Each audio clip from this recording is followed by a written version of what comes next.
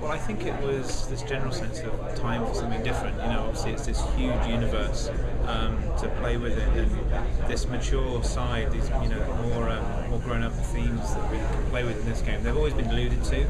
You've seen parts of them in other parts of the franchise, whether it's the original movies or the Clone Wars. So it's always been there, but we've never really kind of gone down and actually explored it.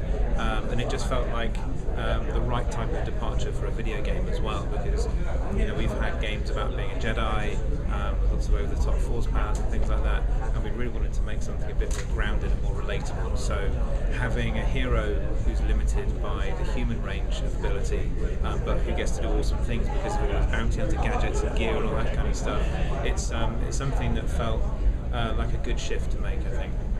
So our composer Jesse Harlan is in-house at LucasArts, and he'll be very pleased to hear you say that. So we've tried to kind of mirror this shift and this transition in the audio and everything, actually.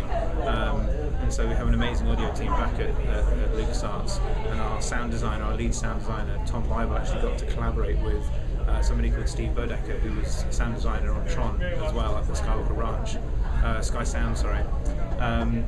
And yeah, so halfway through the piece, when the enemy ship comes in, that's when we kind of make this transition to a new type of soundtrack as well. So I'm glad you picked up on that. No, it really is about a completely different caliber of people.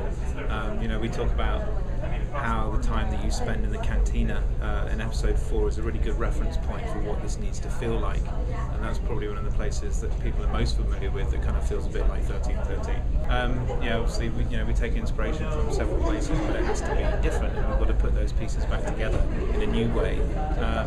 And I think that I love this genre, I love these games, but the thing we're really trying to introduce with Star Wars 1313 is to give the player a bit more flexibility in how he plays. And because the core fantasy is about being a bounty hunter, it seemed like a great way to kind of bring that into the gameplay. So if I start building up this collection of all these different guns and gadgets, and I have more agility than maybe we're used to in a game like this, combining all these things with the levels that you're actually going to be going through will give you a lot more individual ways of playing each of these combat sequences. So, in an ideal world, we'd have people comparing notes about how they tackle situations in different ways because of all these different things they've got available to them.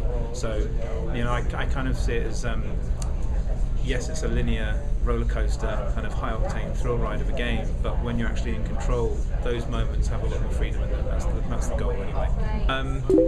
So, when we were building the concept for the game, we had a lot of meetings where we kind of had all of the component parts of the game on the floor, kind of like the parts of an engine. And when we looked at the characters and the storytelling aspects, it seemed like a place that was the right place to collaborate with ILM on their performance capture. And so we had some great meetings with people like Mike Copos, who was in that video, and I think he was in there as well doing the presentation. And he rolled off the Avengers, having just done the Hulk's performance capture in that. And it's, they said that they could bring this kind of all-in-one complete performance capture and get it working in game. And I was like, wow, got to try and get that in there, because having convincing and compelling characters in a game like this is so important, to really make the player believe that, and you need to see that performance on your character's face as well. And so that was kind of the beginning of it. We started trying to get it working bit by bit. We did some tests, and the results went really well. And then it's just been kind of knocking out all the technical hurdles one by one to get it working in real time. Because obviously we can't. The interesting thing with a lot of the stuff that the ILM guys have been working on the team is that obviously their world runs a lot more slowly and more laboriously than we can run in games.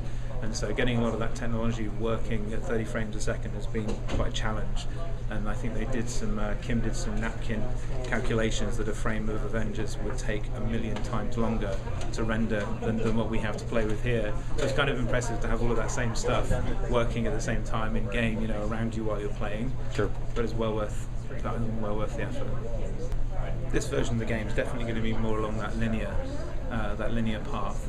It's kind of very crafted roller coaster ride, So yeah, you're not going to have much freedom in terms of where you go location-wise, but again, within those levels, you will have more freedom than you might expect.